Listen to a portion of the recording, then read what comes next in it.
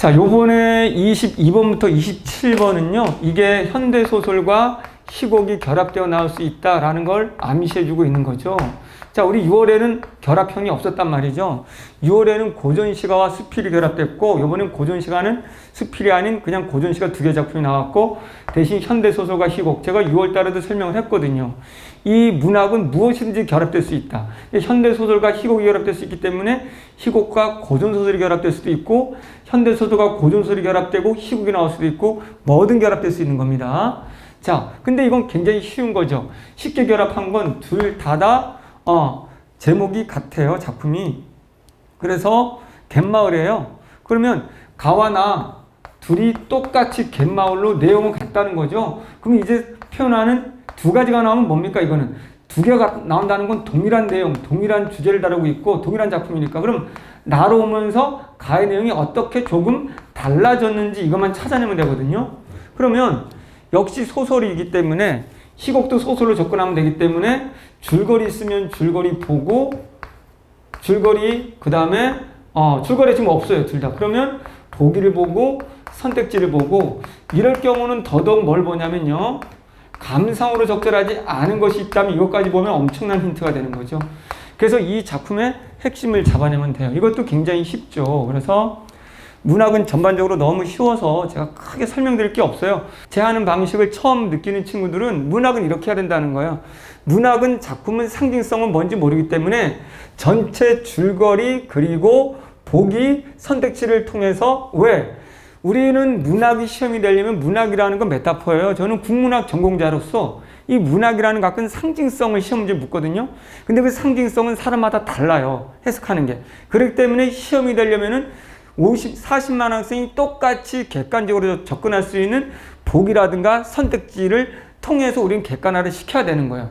그러면 우리가 문학 작품을 따로 암기하지 않아도 쉽게 풀 수 있거든요. 이것도 엄청 빨리 풀어볼게요. 자, A 부분에 A만 가면 되고요. 기억이면 또 기억만 가면 되고, 보기부터 볼게요. 그럼 이 보기를 참고하여 B를 설명한 거지만, 보기가 이 B의 핵심이니까 이 B가 만약에 이 소설의 핵심이 된다는 거예요. 그러면 어쨌든 보기니까 먼저 보는 거예요. 갯마을은 시련이 연속되는 삶의 터전에서, 잘 보세요, 그에 맞서는 인물들의 삶을 다룬다. 그러면 그에 맞선 인물들이라는 건 시련에 맞서는 거죠. 시련에 맞서는 거.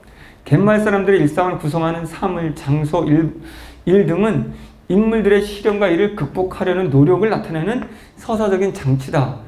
이를 통해 갯마을은 삶을 지켜나가려는 의지와 희망을 형성하고 있다. 그러면 시련이 있는데 이 시련에 맞서는 갯마을 사람들, 맞서면서 그 의지와 희망을 형성해 나가고 있다, 이거예요. 그럼 우리 소설의 기본, 문학의 기본은 뭡니까? 소설이든 문학이든 문학의 기본은 마이너스 현실에 있다는 거예요. 마이너스 현실. 그리고 이 소설이나 시에서 주인공들은 플러스 인물들이라는 거예요. 비록 이 마이너스 현실성에서 이 주인공들은 고통을 당하고 비극적 삶을 살고 있지만, 이게 기본 소설의 패턴 구조고 문학의 패턴 구조예요. 그러면 자, B를 가기 전에 잘 보세요.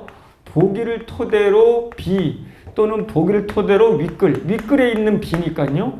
그러면 답을 찾을 때 일단 보기와 선택지가 일치하는지 여부부터 봐야죠. 일치하지 않는다면 무조건 틀린 거고, 그래도 답이 안 보이면 B로 가도 늦지 않아요. 고등어배가 돌아오지 않는 일은 마을 사람들이 겪게 되는 시련. 그럼 이 사람들은 어부인가 봐. 그럼 난 이 작품 전혀 몰라요. 돌아오지 않는 일은 마을 사람들이 겪게 되는 시련. 맞겠네.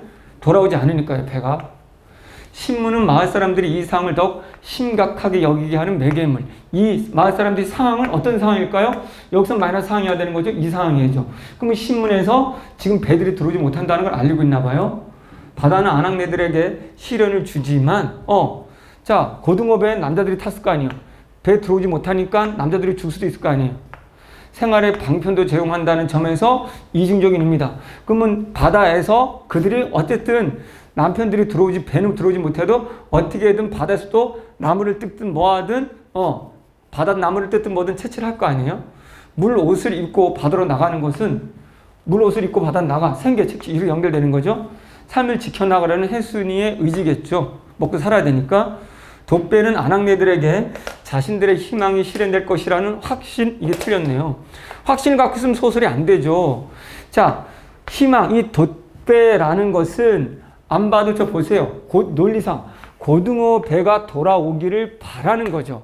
그럼 어떤 지나가는 돛대만 봐도 그게 고등어 배인 것처럼 아낙네들은 착각을 하는 거지, 반드시 고등어 배가 돌아올 거라는 확신하고는 상관이 없는 거죠. 그럼 논리상 답은 5번이죠. 그러면 전체적으로 이 소설인지 알겠네요. 아, 이 지금 고등어 배가 바다에 나갔다가 들어오지 못하는 어분들의 상황이고 그 상황 속에 그걸 기다리는 사람들의 고통이라고 보면 되는 거죠. 그럼 이거 쉽게 풀었고요. 또 그 다음에 또 보기가 있네요. 27번.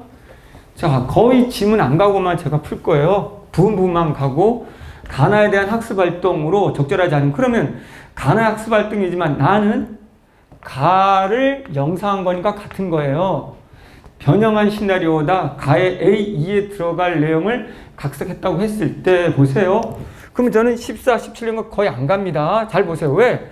14를 가든 17을 가든 이 내용들의 영화 시나리오 내용들은 우리가 앞에 캐치한 고등어배가 들어오지 않아서 마을 사람들이 괴로워하고 그럼에도 먹고 살아야 되는 삶의 의지, 고통이 드러나 있는 거죠.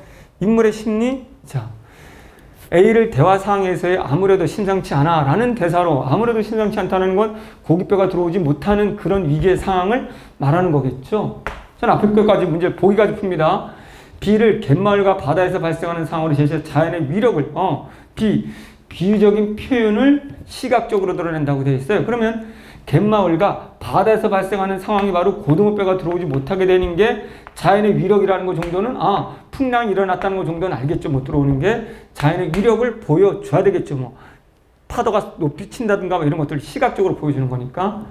C에서 성황당으로 마을 사람들이 모여드는 모습을, 그러면 이 상황과 앞에 보기를 토대로 본다면 사람들이 상황도로 마을 사람들이 모여드는 것은 고등어배가 들어오지 못하고 지금 파도가 같은 게 너무 심하게 치니까 그걸 통해서 이제 지금 안녕을 기원하는 거죠. 무사히 돌아오게. 등장인물들의 수가 다른 장면으로 나누어 구현하고 있다. 모여드는 모습들이 나오는데 몇 명이 모이고 또 몇 명이 모이고 저기 모여드는 모습이 쭉 나온다는 거죠.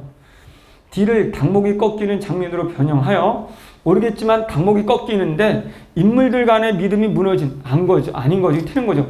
인물들 간의 무덤이면 지금 한 마을, 갯마을은 똑같이 고등어배를 타는 남편들이 있는데 그것을 기다리는 안악들이 쭉 ABCD가 있을 거 아니에요. 그러면 한 마음이 돼서 지금 기도하는 거지 왜 이들끼리 서로 믿음과 배신이라는 건 전혀 선택지의 논리에 맞지가 않잖아요. 그럼 뭐 답은 4번이 되는 거죠. 이런 것들은 살짝.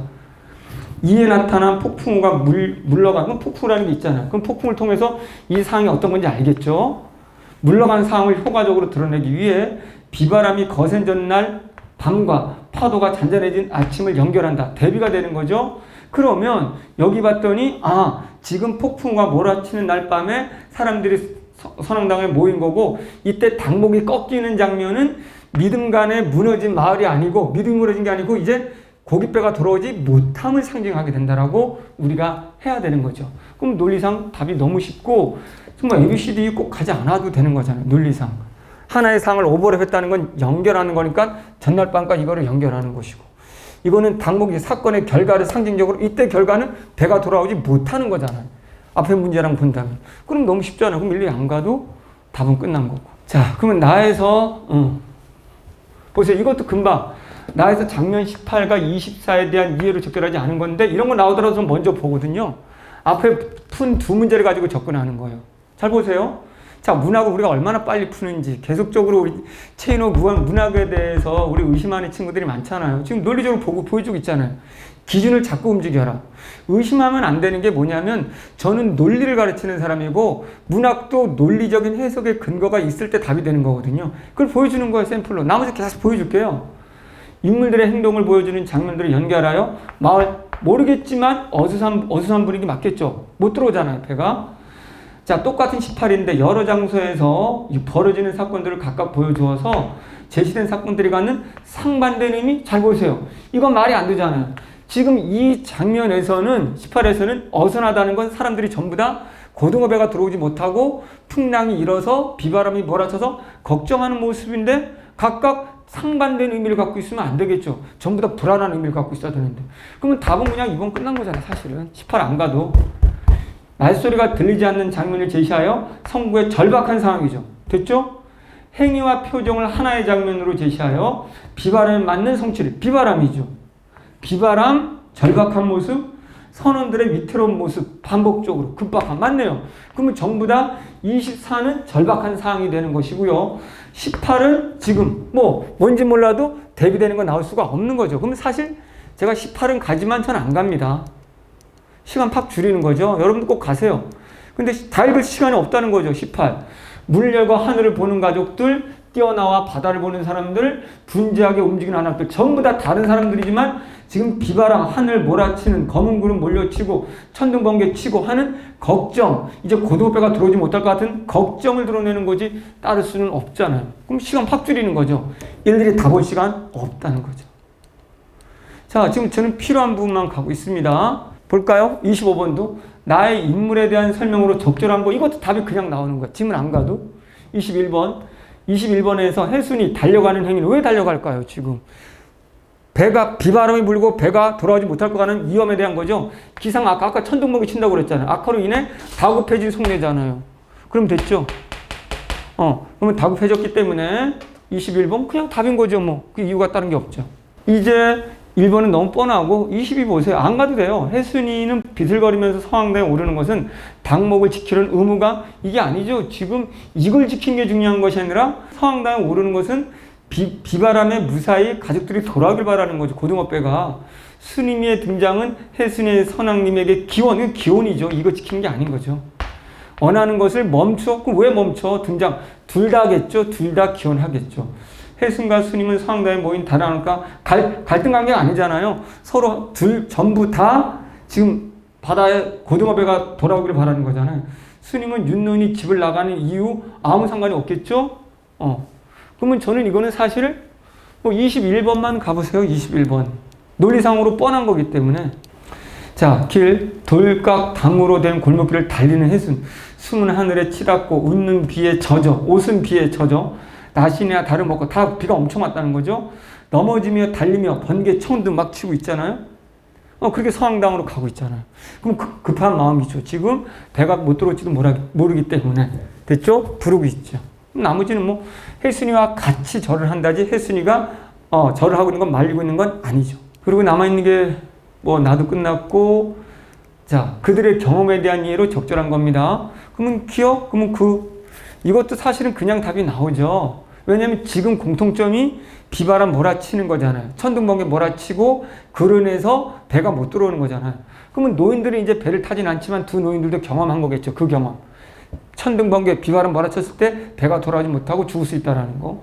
차인현상, 직각함으로써 기억을 환기한다. 그들의 경험을. 그럼 사실은 지금 본질이 이거기 때문에 사실은 할 수가 없어요. 그냥 답이 나오는 거예요. 그럼 그들의 경험을 가지만 저라면 거의 안 갑니다. 시간 줄이기 위해서. 문학은 시간을 팍팍 줄여서 비문학을 확보할 수 있는 시간을 갖는 게 문학이거든요. 일일이 암기하고 정리하고 시간 들이면 안 되거든요. 자, 그새 구름은 해를 덮었고 두 노이 말이 없었어요. 바람도 딱 그쳤고 너울이 점점 커왔다. 너울이 파도가 큰 너울이 올 적마다 물컥 갯냄새가 코를 찔렀고 두 노이는 말없이 일어나 말없이 헤어졌다. 그들의 경험에는 틀림이 없었다. 올 것이 기어코 오고 말았다. 무서운 밤이었다.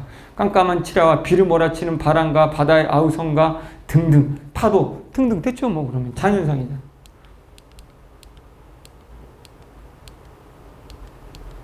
그럼 이제 나머지 한 문제, 이것도 두 개 결합됐지만 A의 서술 방식.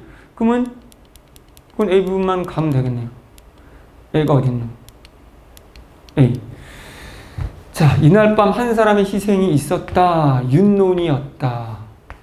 그의 며느리 말에 의하면, 그의 며느리 말에 의하면이죠. 그럼 간접이죠. 며느리가 서술자가 아니기 때문에 서술자는 3인칭이고 이 서술자 3인칭이 등장인물인 며느리의 말을 인용해서 간접적으로 전달하는 거죠. 돌각담이 무너지고 파도가 축단 밑까지 들이밀자 윤노인은 며느리와 손자를 앞세우고 담바까지 나오다가 무슨 일로선지 며느리는 먼저 가라고 하고 윤노인은 다시 들어갔다고 한다 라고 했죠. 한다 라고 전해 들은 이야기니까 간접이죠. 그래서 1번 간접인용이죠. 인물의 행적, 윤노인의 행적. 너무 쉽죠.